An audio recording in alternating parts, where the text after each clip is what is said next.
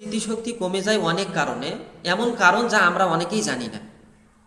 তো কি কি কারণ দেখেন, স্মৃতিশক্তি পড়ে যাওয়ার কারণ সমূহের মধ্য থেকে কিছু কারণ আমি বলতেছি। দেখেন,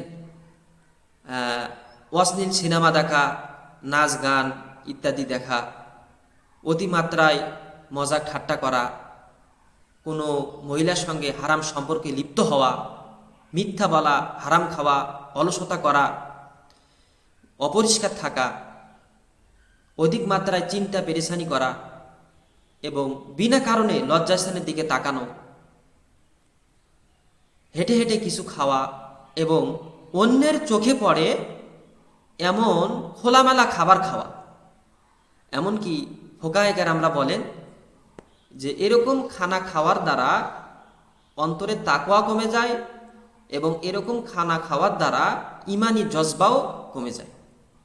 ঠিক। নেশা জাতীয় বস্তু খাওয়া, অধিক রাগ করা, বেশি বেশি গুনাতে লিপ্ত হওয়া এবং অধিক পানি পান করা কারণে আমাদের স্মৃতিশক্তিগুলো কমে যায়।